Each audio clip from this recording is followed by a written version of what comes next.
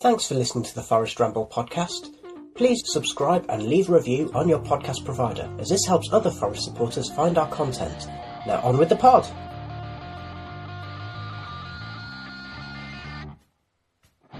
It was gritty, hard-fought, noisy and fun, for the Forest fans at least. We review the 1-0 win over Derby in this Forest Ramble Podcast Extra.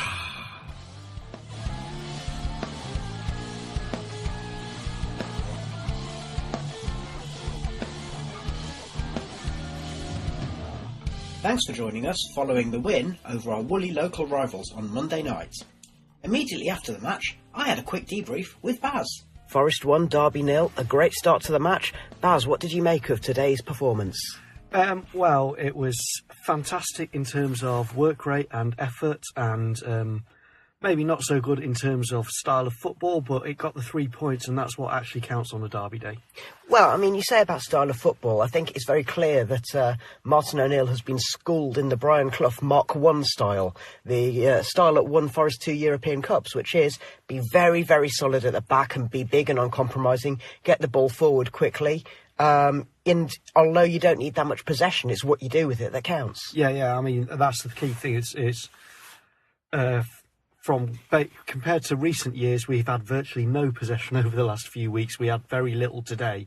But yeah, it's exactly what we did with it that mattered. And I would also say that even when we didn't have the ball, you know, Derby, there's one save that Pantilimon made from Yusuf Zoon. There are a few big catches he came to make. But the goal wasn't really threatened. No, and I mean the thing as well was Derby were rattled right from the off because our front three basically pressed right up against them, and then as soon as the ball got into our half, we went into basically a 4-5-1 where they just had no way through. So they couldn't win in the middle of the park. And considering that Frank Lampard is one of his generation's finest midfielders, he basically gave up in midfield. He took Huddleston off at half-time and then basically said, right, we're going to play with 5 at the back and 5 up front. Yeah, and I mean, Huddleston just wasn't in the game, and he's a very talented player, and he just couldn't control the ball. Well, he saw a lot of the ball, but didn't do anything worthwhile with it. Let's talk about some Forest players.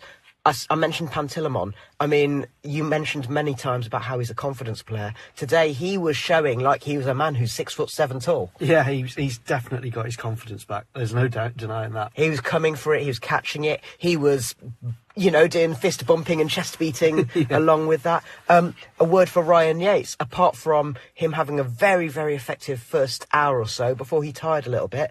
But even then, he was still at it. And it says a lot about him, in his 3rd or 4th game for Forest, that at the end, Richard Keogh wanted to go and start a fight with him. Yeah, and the word I've kept on using is enthusiastic. He just keeps on running.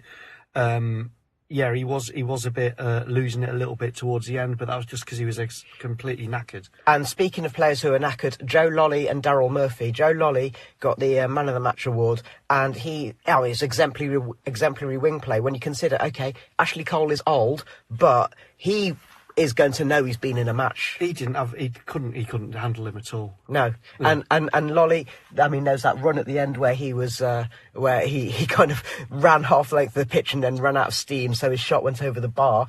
But that's a sign of how hard he worked. And Murphy as well.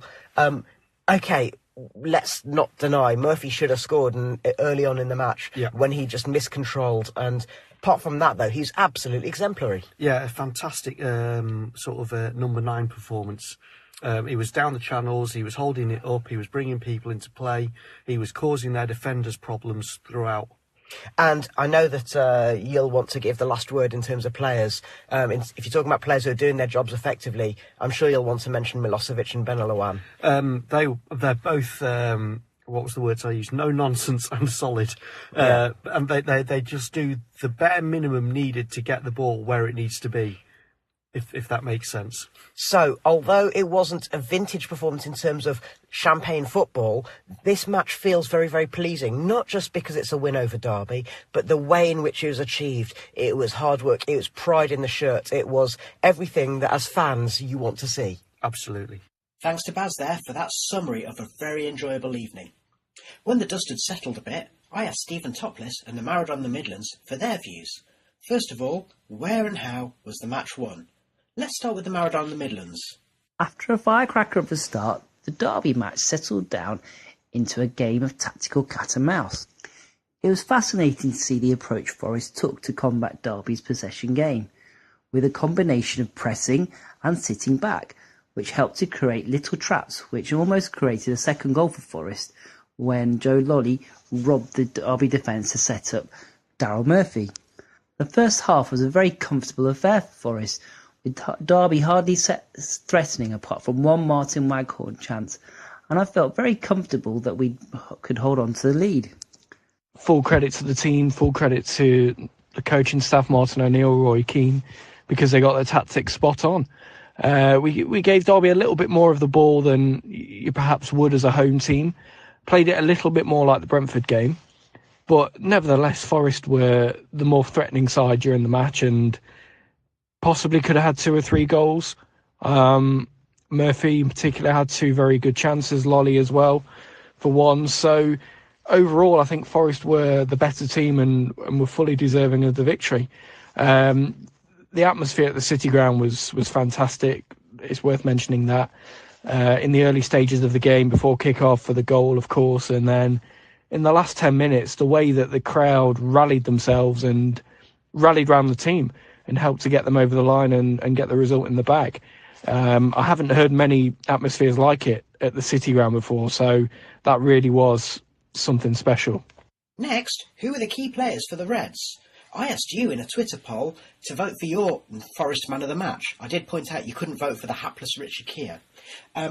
I chose 4 names: Lolly, Yates, Murphy and Ben Oluwan, although I appreciate that many people thought that Colback also had an excellent match, and I wouldn't disagree. It's just hard to only choose the amount of names you can put in a tweet. Out of those I did choose, 9% voted for Murphy, 13% voted for Yates, 28% voted for Lolly, and a massive 50% out of 306 votes voted for Johan Ben Oluwan.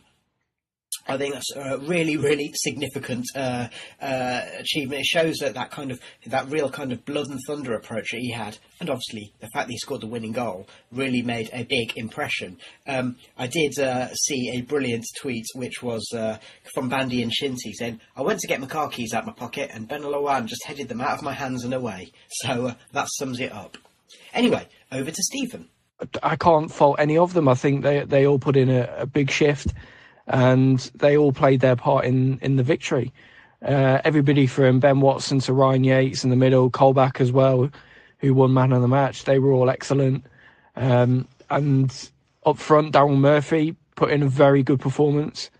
He ran the line well, made it difficult for the Derby defenders, and overall did the job that he had to do well. Lolly Osborne, hard-working. Lolly in particular had that creativity to his game and the beating of fullbacks, and he helped get Forest in some dangerous positions. And the defence was brilliant.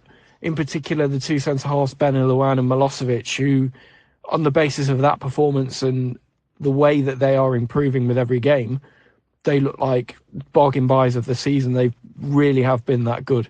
And it was great to see Ben Oluwan get his goal. The Forest team almost seemed to relish the challenge of saying to Derby, "Here, you have the ball and we'll sit back. We're 100% confident you will not score."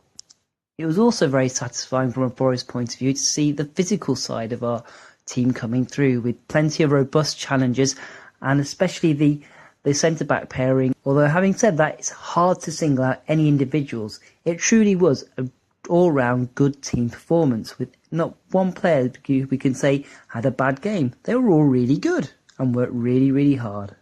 What about the tactics employed by Martin O'Neill on the night? I was starting to get a little bit nervy in the second half because I thought we just might give away a goal right at the end just from a sloppy deflection or a bit of luck for Derby, but thankfully we held on.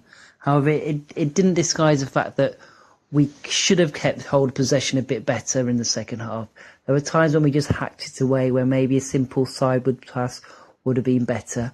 It was good to hear Martin O'Neill recognise that after the match as well. So it wasn't necessarily an instruction from him to just hoof it away at all times. We do have to improve that, but that's nothing new. We've suffered from a lack of possession all season, and it is something that needs to improve. Also, we could probably do with creating a few more chances. Second half, we were really on the ropes at some points. And it was good to have Lolly as an outlet, but it would be good if we had one or two other players who could run with the ball and pass it around and maybe set up a couple of more chances, just to make the last 15 minutes or so a little bit more comfortable. But overall, a really positive performance, and it's really good to see a good, tough victory from Forest, really ground it out. But what does that mean for the rest of the season? The level of performance against Derby was brilliant, the work rate, some of the play at times. It had a bit of everything, and you're starting to see now the real influence that Martin O'Neill and Roy Keane are having on this team, and the fans are responding to it. The atmosphere was great. Forza Garibaldi with their display, that was a really, really nice bit of work and just helped to add to the atmosphere of the night. And there is something special about floodlit games. There's no getting away from it. And whenever Forest play Derby under the floodlights at the City Ground, they win. So I think we should do that every season.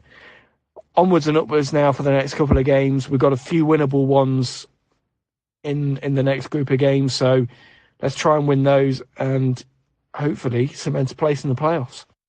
Okay, and there we have it.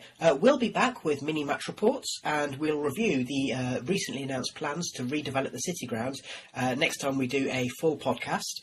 In the meantime, I want to just say thank you to Forza Garibaldi for their excellent work in creating a marvellous atmosphere on Monday nights, and thank you to the fans for, keeping up the noise levels, because Martin O'Neill did acknowledge that was a key part of getting over the line when the going could have got tough. Anyway, let's enjoy it for what it is, and thanks for joining us.